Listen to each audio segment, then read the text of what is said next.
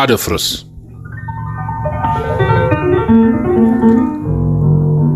በዳኛቸው ወርቁ ተጻፈ። አደፍርስ ክፍል 2።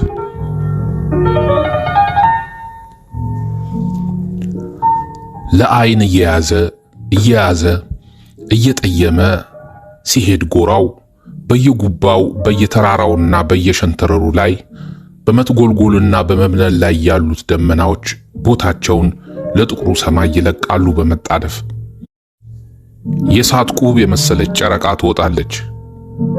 ጀንበሯ ጨርሶ ትጠልቃለች። አድማሱን በሁለት ብርሃን ስለቶች በስተቀኝ ዝቅ ብሎ በሚታየው ሰማያዊ፣ በስተግራ ከፍ ብሎ በሚታየው አብረቅራቂ ሐምራዊ ወትራ ደብዘዝ ያሉ ወርቃማ መስመሮችንና ገርጣ ያሉ ቢጫ ቀለሞችን እያፈለቀች ቀየው ቀስ በቀስ ጸጥታው መመለስ ይጀምራል። ላሞቹ ከጥጆቻቸው ሲገናኙ ዝም ይላሉ። ፍየሎችና በጎች ሞቃት ጥጋታቸው ሲታሰሩ ዝም ይላሉ። ንቦች እየቆፋቸው ሲሰርጉ ዝም ይላሉ። ዝንቦች እየጣራው እየስርቻው ሲሰገሰጉ ዝም ይላሉ።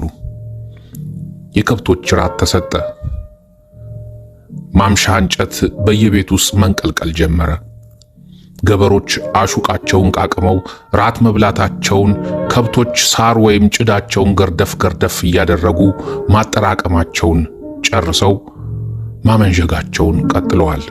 ሸክም እንካ፣ ሸክም እንካ እያለ የሚያምምና እንደ ስርቅታ እንደ ህቅታ አልፎ አልፎ የሚቋቁር የፌንጣና የእንቁራሪቶች ቁርቁርታ ብቻ ቀርቷል።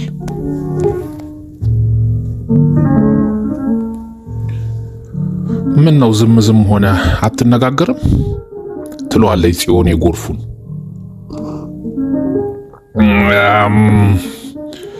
እነጋገራለሁ እኮ ኮሶ ተጣብቶች ነበር መሰለኝ።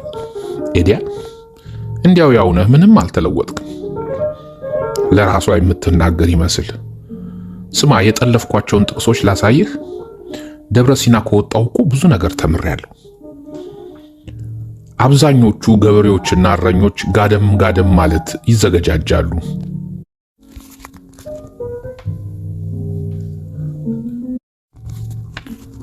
ልማዱን ሳያደርስ የማይተኛው ወርዶፋ ደግሞ የምሽቱን ጸጥታ ጥሶ ዋሽንቱን ማሰማት ይጀምራል። አልፎ አልፎ የሚያፏጭ ንፋስ ይነፍሳል። እርስ በርሳቸው የሚመሳጠሩት ቅርንጫፎች ራሳቸውን እዚያና እዚያ ያጓጉናሉ። ሰማዩን የተጠጉ የሚመስሉት በሩቅ የሚታዩት ደመናዎች በሩጫ ይበራረራሉ። ጨረቃንም አልፎ አልፎ በመሸፈን የሰፈሩት የድንገቱ በተመሳሰለ ጥላ ስር ያሳርፉታል። ምን ሆነሃል? የከፋህ ትመስላለህ። ዘና ብለህ ተጫወት እንጂ። እንዳይከፋኝና እንድዝናና ትፈልጊያለሽ? እንዴታ ምን ነው? የማወቅ ፍላጎትና ርኅራኄ ባለበት ድምፅ። የጨረቃ የብርሃኑ ውሽንፍር በየቅጠሉ ውስጥ ይንዠቀዠቃል። በእልፎሽ በአግድሞሽ እየተሰበጣጠረ የብርሃን ጥላ ሙካሽ በመጥለፍ ወርዶፋ ዋሽንቱን ይጫወታል። የዛፎቹ እንቅስቃሴ ድምፅ የልዩ አይነት ፈንጠዝያ ደስታ እየመሰለ ይሄዳል።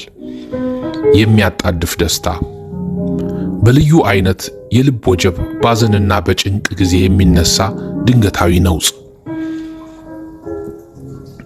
እንዲያው መጀመሪያ እንዲህ እንደምታይኝ አትይኝ። ከደብረ ሲና ከተመለሽ ጀምሮ ሌላ ሰው ሆንሽብኝ። ይገርምሻል፣ አስተያየትሽማ የባሰውን ነው ዝም የሚያሰኘኝ። የባሰ አጉርጣ ታየዋለች። እንደሱ አትይኝ ስልሽ ፍሬ ነገርም ሳንጫወት ተመልሼ እንዲሄድልሽ ነው መሰለኝ የምትፈልጊው። ምን ነው ይዘህልኝ የመጣሁን የኮሶራቴን ሳትሰጠኝ? ሮማን እኮ ነግራኛለች። ጨረቋ እያደር ትንቀሳቀሳለች። በየአቅራቢያውና በየሩቁ እጅብ ብለው ከሚታዩት የባህር ዛፍ ጉራንጉሮች ቦግ ያሉ ኪሳኪሶችን ፈጥራ አጉርጠው የሚያዴቡ አስደንጋጭ የጎልያዶች አይኖችን በማስመሰል ቅርንጫፎቹና ቅጠሎቹ ቢሆን ሲንቀሳቀሱ መታየታቸው ይቀራል። ራሳቸውን ወደ ሞቃቱ ህዋ አስግገው የወርዶፋን ዋሽንት በጸጥታ እንደሚያዳምጡ አይነት ከየደብዛዛውና ርቆ ከሚታየው ጥልቀት ውስጥ ከዋክብት ይንተገተጋሉ።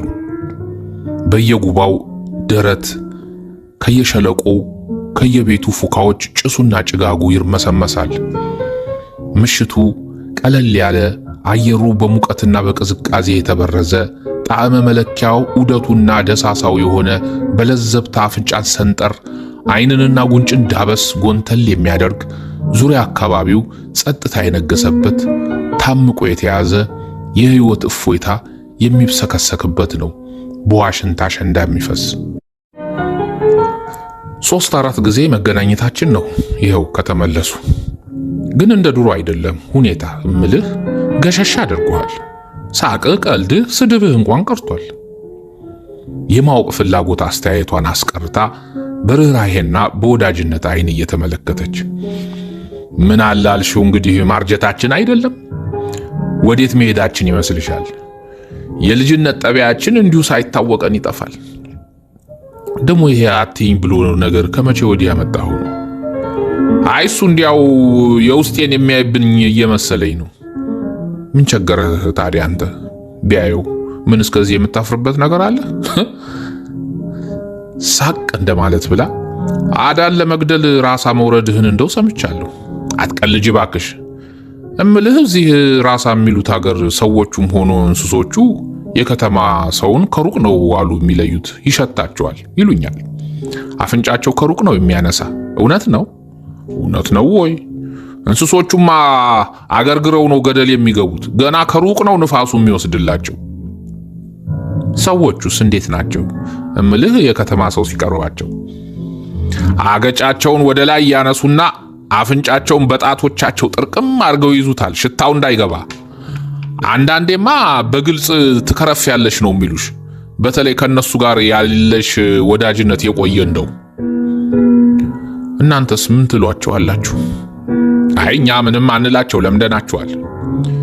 እሺ እኔንስ አንተ ምን ትለኛለህ? ምን እልሻለሁ? ድንገት ግራ ይገባዋል። እኔ የከተማ ብዙ ተቀምጬ ነው የመጣሁት። አንተ ደግሞ ከባላገር ብዙ አልተንቀሳቀስክም። እንዲያውም እንደሰማሁት ከሆነ እነዚያኑ አዳሎቹን ለመሽተት ቅቤ እየተቀባህ ቅቤ የተነከረ ሽርጥ እያሸረጥ አዋዲ ለአዋዲ ትዞር ነበር ብለውኛል፣ ሰለባ ፍለጋ። ምን ነው እነሱን አልኩሽ ልበል ማለቴ። ፊቱ ድንገት ቅጭም ይላል። የት አባቴ አግኝቼ የእነሱን ጠረን አውቄው። በፊቱ ላይ ያለፈውን ለውጥ አላጤነችም። ሰው መቼም እኮ የራሱን ሽታ አያውቀው። ጠበንጃውን ከትከሻው ላይ አውርዶ ሰደፉን እቀኝ ጫማው አናት ላይ ያደርግና በቀኝ እጁ በማዟዟር መሬት እያየ ትንሽ ይቆያል። ጽዮኔ ሁኔታውን ስታይ ጠመንጃህ በጣም ታምራለች። ማን ይሏታል ስሟን? ተኩሰህባት ታውቃለህ? በማለት ቶሎ ርዕሱን ትለውጣለች። እሱ ግን አይመልስላትም። ከሩቁ እንኳን የዚያን ያህል ሲጮህ ጆሮአችሁን አለማደንቆሩ ይገርመኛል። ቀና ብሎ እንኳን ሊያያት የፈለገ አይመስልም። ያለፈው ሐሙስ ነበር ልብሴን ያሰፋው ደብረ ሲና ወጥቼ። አይኑን ከመሬት ሳይነቅል በኃይል ይተነፍስና መናገር ይጀምራል። የወርዶፋ ዋሽንት ይሸልላል፣ ይድረቀረቃል። የጉርምስናን፣ የግዴለሽነትን፣ የድፍረትን ስራ ስር እየነካካ የህይወት የጥንካሬን ጅማት እየደባበሰ በማስገምገም በመዝለል በመጋፋት በመንቆርቆር እርስ በርስ በመንተራራስ የሚጎለጎለው የድምፅ ጭፋራ ጋር አንድ ጥይት ብታስተኩሰኝ እንዴት በወደድኩ ትላለች ጽዮኔ ሳታስበው አፏ ይገባና ላስተኩስሽ ይላታል። ጎርፉን ከመቅጽበት ፊቱ ፈክቶ ቀና በማለት በመቀጠል ሜት የታዲያ ሰው ያደርጉኝ ምን አባቴ ይበጀኛል። ኋላ እንዴት ብዬ አይናቸውን አትወደኝም ማለት ነው። ለአንድ ጥይት እንኳን ምክንያት ከፈለክ ታቋርጠዋለች። ጽዮኔ የፊቱን እንደ ደግ ማብራት ይገፋፋትና አልወድሽም እኔ ገድሌ ሙት ልሻለሁ እንኳን ለአንድ ጥይት። ጠመንጃውን ያቀባብልና አፈሙዙን ወደ ሰማይ አድርጎ ባጥሩ ላይ ተንጠራርቶ ይይዝላታል። በይ ምላጯን ወደ ታች ጫን በያት እያለ። የትኛዋንሽ ምላጯ? ሌባ ጣቷን በምላጯ ያደርግላታል። ለመጫን ትፈራለች። ጫን በያ ወደ ታች። አዎ እንደሱ አትፍሪ። ትንሽ ሰውነቱ ይዝናናል። ግድ የለሽም ተጫኛት። ሞት ሽረቷን ትጫናታለች። ቋ ብሎ ይከሽፋል። ደሟ ፊቷ ላይ ድንገት ጥቁር ይላል። ባዶውን ነው ለካ። ቶሎ ብሎ አስፈንጥሮ ከመክሸፉ ምክንያት መሆኑን ያሳያታል። እንደገና ያቀባበልና እንድትተኩስ ያቀርብላታል። የለም በቃኝ፣ እንደውም ስፈራ ስቸር ነበር። እማዬም አውሬ ነው የምትሆነው። ግዴለሽም እችም ሞክሪ። ምን ነው የያዝኩት ጥይት ሁሉ ፋብሪካ መሰለሽ እንዴ? ለሱ ሳይሆን እኔ ብቻ በቃኝ። ቁልቁል ወደሚያሰው መሱመው ጨለማ መለስ ብሎ ራሱ ይተኩሰዋል። ጥይቲቱ ብልጭ ብላ አስገምግማ ትጠፋለች። የተከተሏት የጽዮን አይኖች አብረው እንደበረሩ አይመለሱ። ርቀቱ ትክታቸውን አልቀነሰውም። የወርዶፋ ዋሽንት ይንሴረሰራል በረጅሙ እያፏጨ ትንፍስ ትንፍስ እያለ እየራቀ እየጠለቀ እየወደቀ እየተነሳ እየለሰለሰ ሹክታና ጭውውት እየመሰለ ወደ መንፈስ አርነት እንደ ፍቅር ጥልቀት የቅርብ ሩቅ እየሆነ እየተዋሃደ የኑሮ ሹክሹክታ ጆሮን እየዳሰሰ እየራቀ እየራቀ እየራቀ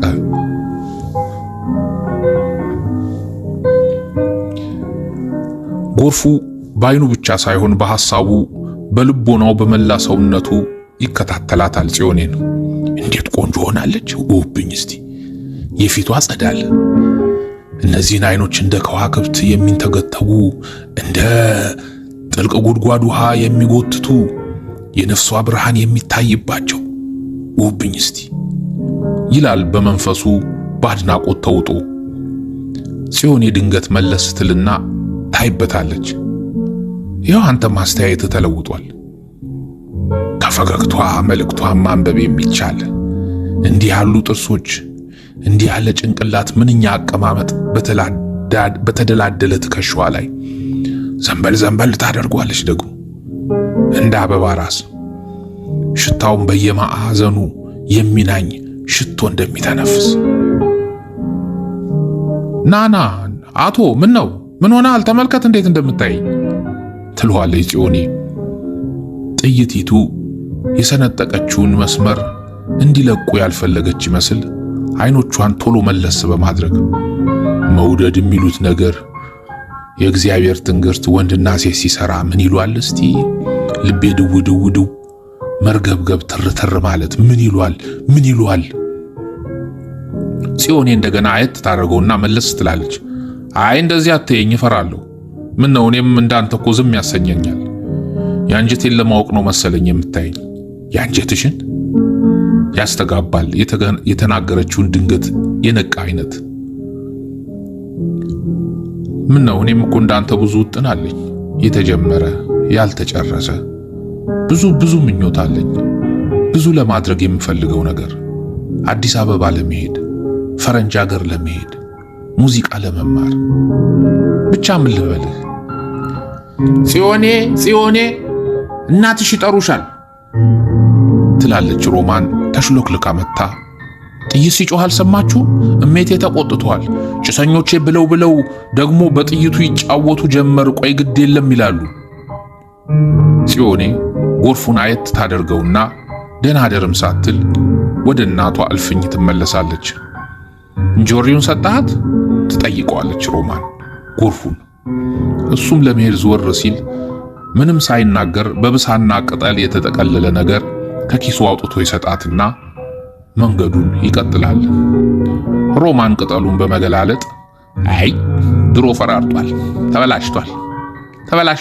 ተበላሽቷል፣ ፈራርጧል እያለች ከዚህና ከዚያ አንዳንድ እያነሳች ወደ አፏ በመውሰድ ትመለሳለች።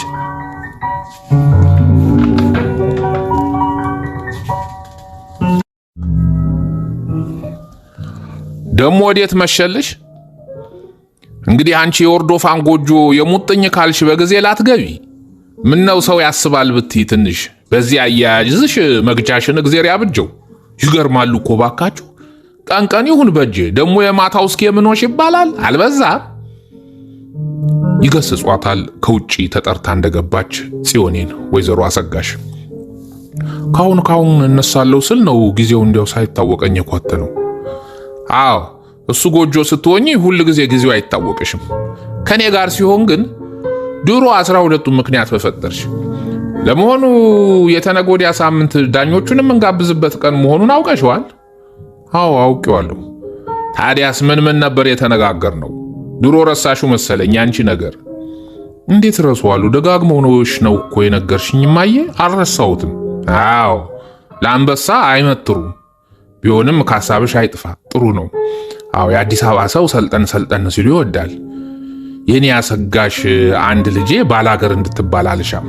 ዋይ ነዶ ዛሬ ሹሩባሽን ፈተሹ ቢሆን ኖሮ ነገ በጧት ታጥቦ እስከ ሳምንት ድረስ ደጋግሞ ቢበጠር እዚያ ደብረ ሲና ተማሪ ቤት ሆነሽ እንደምትጠቀልየው አይነት ዘዴ ታበጅለት ነበር።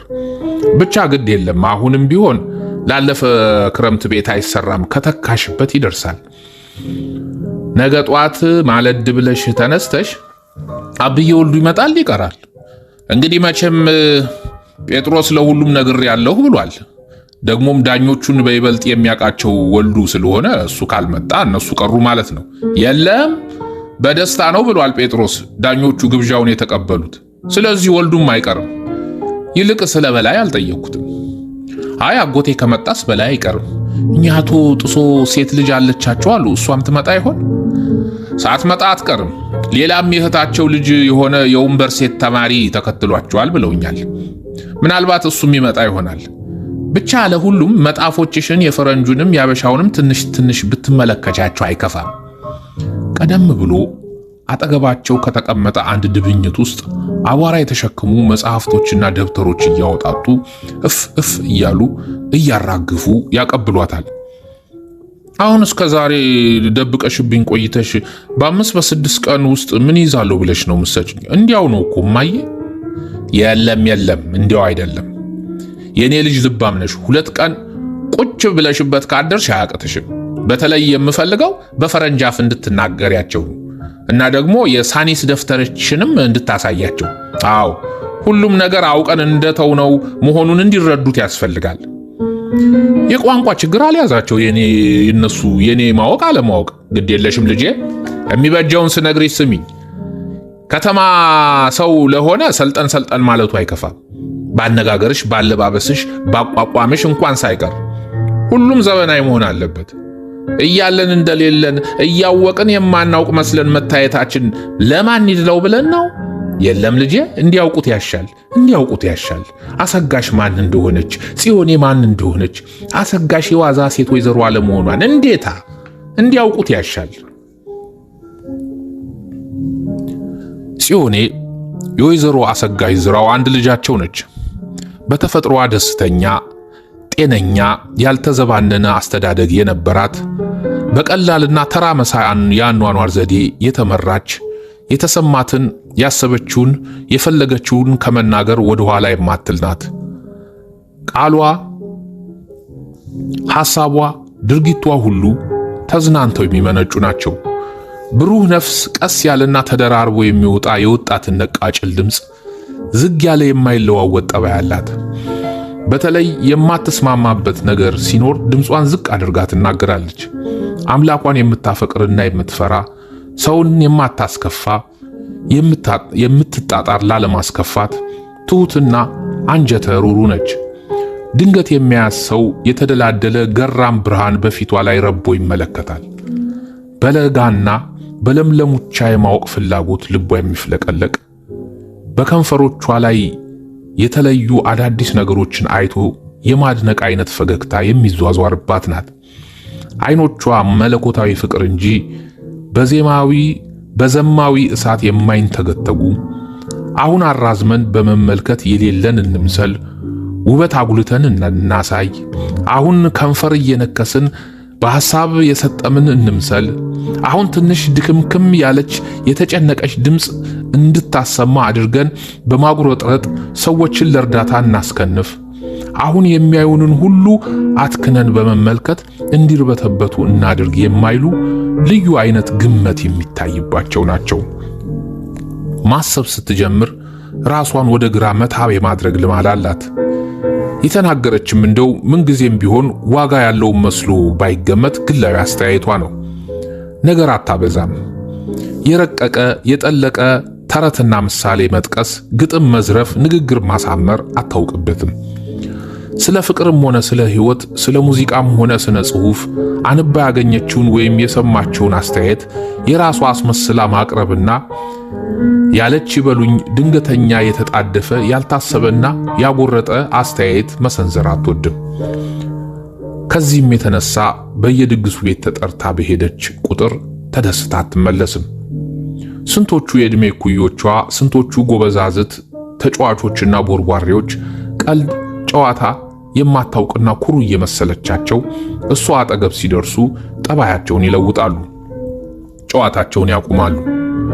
ምን እንደሚሉና እንዴት እንደሚሉ ይጠፋባቸዋል፣ ይደናገራቸዋል። የሚጠጓት የሚያነጋግሯት አድናቂዎች አልነበራትም። እሷም ያልታሰበ ድንገተኛ አጉል ነገር ወይም ስሜት የሚያናውጥ ሁኔታ ቢገጥማት እንኳን መቻል ልማዷ ነበር።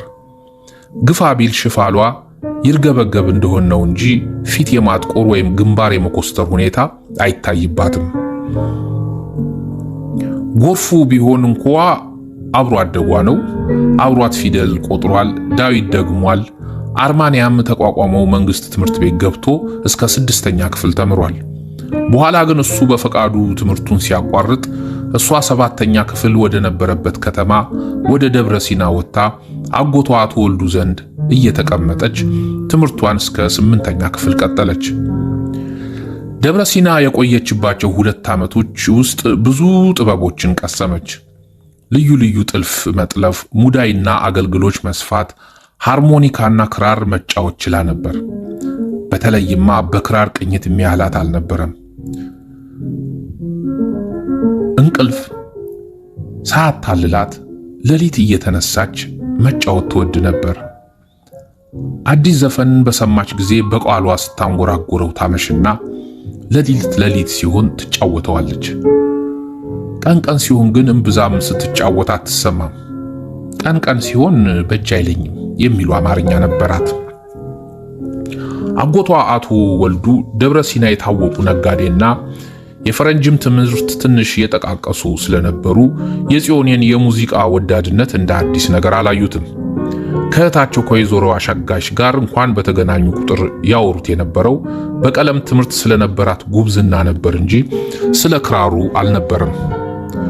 አንድ ቀን ነው እንዳጋጣሚ ሆኖ አባ አዲሴ የእናቷ የነፍስ አባት አጎቷ ቤት አድረው ሌሊት ስትጫወት ሰምተዋት ኖሮ ነገሩን ሁሉ አጓጉል ትርጉም የወሰዱት።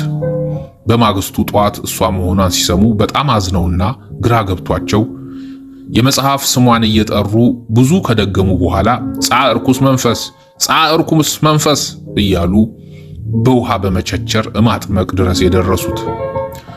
ከዚያ በኋላ ነው እንግዲህ ክራር መጫወት አለማቆሟን ሲረዱ ዘማዊ የሆነ ሌጊዮን የሚባል ሴጣን ተቆራኝቷታል በማለት ለእናቷ ነግረው የመንግስቱን ትምህርት አቋርጣ ወደ ትውልድ መንደሯ ወደ አርማንያ እንድትመለስ የተደረገው። ሆኖም ግን ድሮም ቢሆን ከአርማንያ ከመንቀሳቀሷ በፊት አዳዲስ የስልጣኔ ቅርሶችን የመያዝ ችሎቷ ፈጣን ስለነበረ ጎርፉን ብዙ ጊዜ ንግግሩን በማረብ አለባበሱን በማንኪያኪያስ የተሻለውን መንገድ እንዲከተል ትረዳው ነበር። ስለዚህ ደብረ ሲና ከራርማ በተመለሰች ጊዜ ርቀታቸው እየሰፋ ሄዶ ነበር። ወይዘሮ አሰጋይ ዝራው የነፍጠኛ ልጅ ናቸው። በአባታቸው መንዝ ገበታ በር ከአጋፋሪ ወልዱ የልጅ ልጅ በእናታቸው ደብብህተ ከሚባሉ የጸጋ ዘር ይወለዳሉ። አርማንያ ከምትባለው ትንሽ ከተማ አቅራቢያ እያሳረሱ ይኖራሉ። በአገር ቤት እንደተለመደው የባላባት ልጅ ስለሆኑ አጥር ግቢያቸው የተሰራው የዱቃቂት ሚካኤል ከተተከለበት ጉባ አነስ ባለው ላይ ነው። ከሊቀ መላኩ ራሴን ያወዳደርሁ እንዳይመስል ነዋ ይላሉ አንዳንዴ ስለዚህ ወሬ እየተነሳ እንደሆነ ሲያወሩ። በጣም ሰፊና ዙሪያውን በቅንጭብ በጮጮ በዋንዛና በአባሎ ዛፎችና በክትክታ ሽምጥ የታጠረ ነው ግቢያቸው። የሽምጡ ቁመት በሰው ቁመት አይደረስም።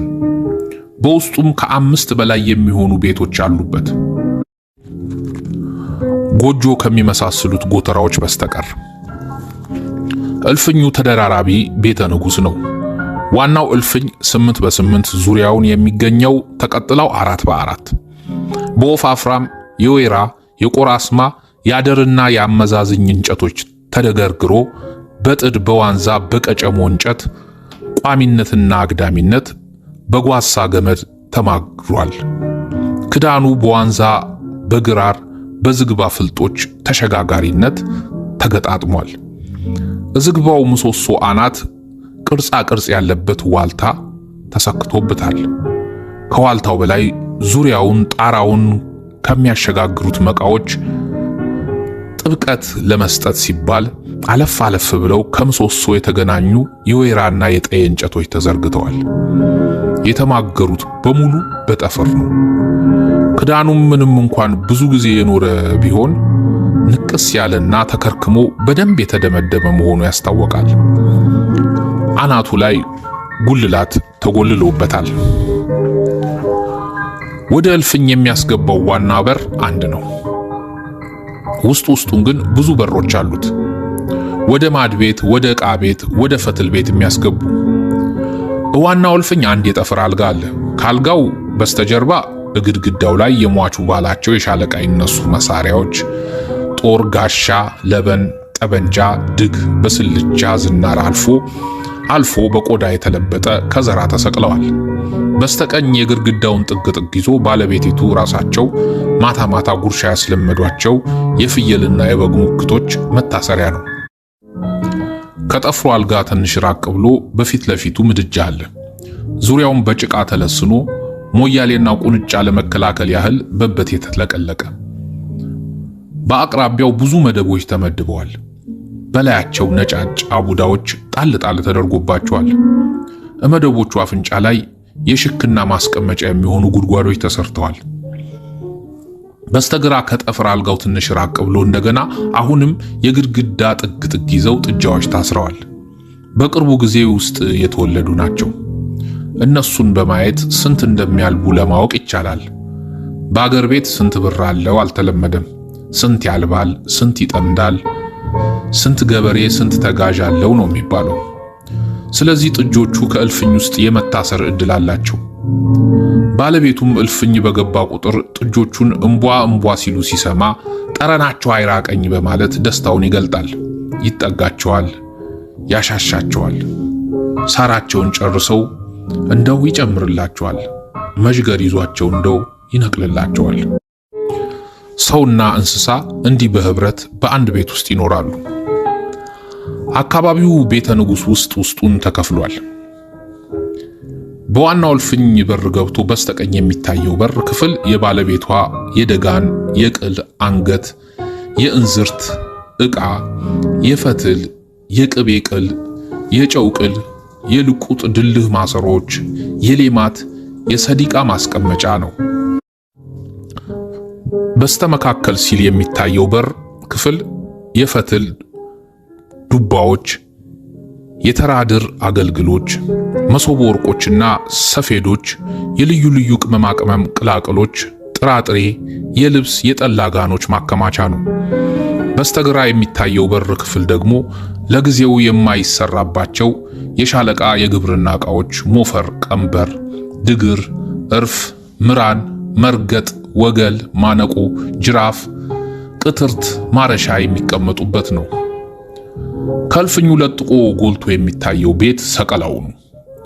ክዳኑ እንደ እልፍኙ ክዳን ኮራ ያለ ሳይሆን ረዘም ብሎ የደራ ነው።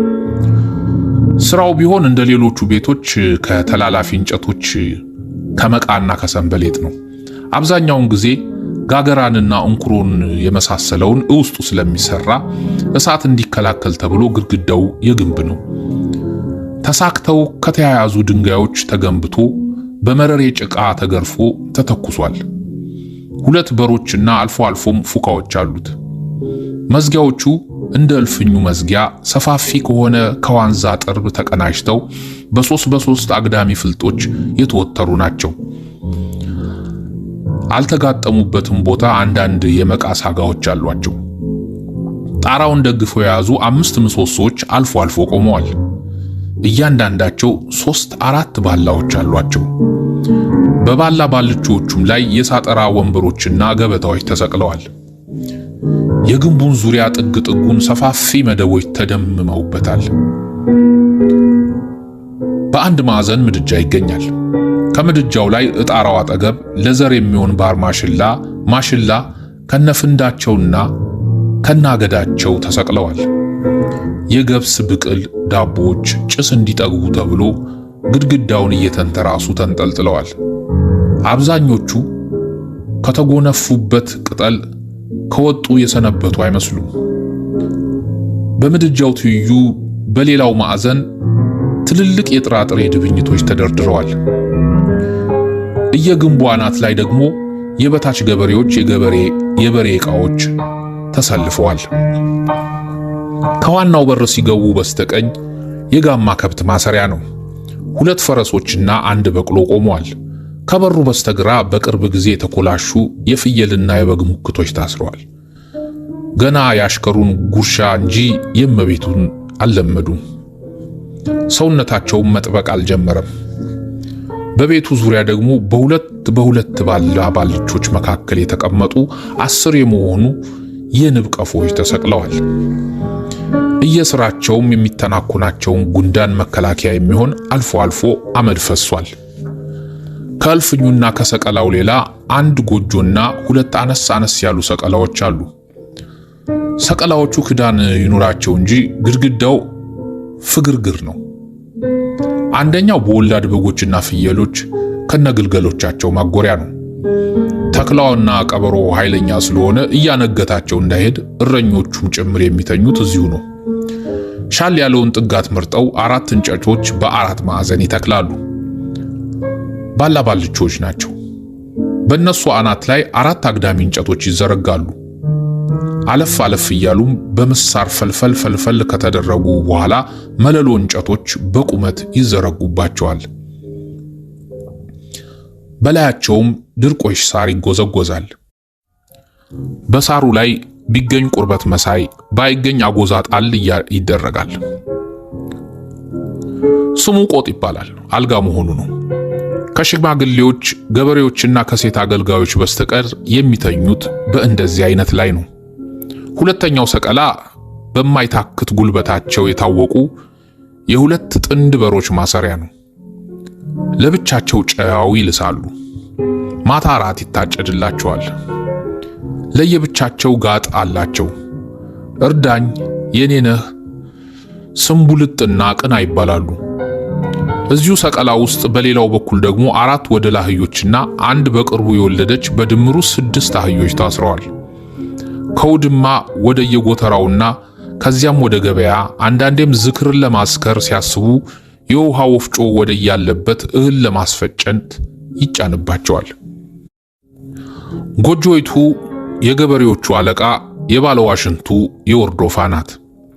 አነስ ትበል እንጂ እንደ ዋናው ቤተ ንጉሥ መሰል ሆና የተሰራችው ግማሽ በግማሽ በነጭ በሃና በመረሬ ተቀብታለች። ጀርባዋን ለበረቱ ሰጥታ በሯን በምስራቅ ትይዩ አድርጋ ስለተሰራች የጧት ፀሐይ አይለያትም። ጣፋጭ አየርም ታገኛለች። በሩ ወደ በረቱ እንደሆነው እንደ ዋናው እልፍኝ በበረቱ ፍግ ሽታ አትታፈግም። እንደ አጋጣሚ ሆኖ ጽዮኔ ከእናቷ እልፍኝ ይልቅ ይችን ጎጆ ታዘወትራታለች። በተረፈ ዙሪያ አጥር ግቢውን የሸምበቆ ቅሪና ጎተራ ተረጥርጠውበታል። ንቅስ ብለው የተጓሱ ደረባቸውን ተሸክመው ከሩቁ ሲያዩአቸውማ እንዲያው ጎጆዎች ነው የሚመስሉት። ነጭ ጤፍ፣ ጥቁር ጤፍ፣ ማሽላ፣ ባቄላ፣ አተር፣ ሽምብራ፣ ምስር፣ አደንጓሬ፣ ደንጎሎ የሚኖሩባቸው። እንደ ዘንጋዳና ጨረቂት አይነቶቹ መክተቻቸው ከሌላ ዘንድ ነው። ከጉድጓድ ውስጥ ከአጥር ውጭ ስፋቱ 3 ክንድ ርዝማኔው 5 ክንድ በሚሆን ጉድጓድ ሰፊና ዙሪያው በሆነ ድንጋይ ወይም እንጨት ተከድነውና አፈር ተሸክመው ወይም ከዙሪያ ከአካባቢያቸው ስለሚያመሳስላቸው በተለይ እማሳ ውስጥ የሆነ ነገር እንደሆነ የተጎደጎዱት የቤት ሰዎች ካልሆኑ በስተቀር ውጪዎች ሊያገኟቸው አይችሉም፣ አይሰረቁም። አንዳንዴ አድብተው ቦታውን ተከታትለው የሚደርሱበት ሌቦች ቢኖሩም ጉድጓዱን ከፍተው ሊያወጡ ሲታገሉ እዚያው ተንጨፍረው ነው የሚገኙት። ጉድጓድ ተከፍቶ የታመቀው አየር እስኪወጣ ሰዓት ስለሚያስፈልገው የአገሬው ሰው እሰርቃለሁ ብሎ ሌባ ቢመጣ መጋኛ ያደርቀዋል እያሉ በድፍረት ይናገራሉ። አንዳንዴ ደግሞ ሽፍቶች ሰው እየገደሉ ጉድጓዱን እህል ሳይሆን የሬሳ ማጠራቀሚያ ያደርጉታል። ምናልባትም ከአንድ ሰፈር ሰው እየጠፋ ካስቸገረ በየሰፈሩ የሚገኙትን ጉድጓዶች አስከፍቶ መመርመር አስፈላጊ ይሆናል። ይህ እንዳይሆን መጠንቀቅ የባለርስቱ ተግባር ነው። ወይዘሮ አሰጋሽ አጥር ግቢ እንዲህ በስተመካከል ከሚገኘው ለቀንድ ከብቶች ማጎሪያ ከሚጠቀሙበት በረት ጋር በእንዲህ የሚሰራበት ሲሆን በስተውጪ ወደ ጀርባው በኩል ደግሞ ባርማሽላ እሸት ተዘናፍሎ የሚታይበት ነው።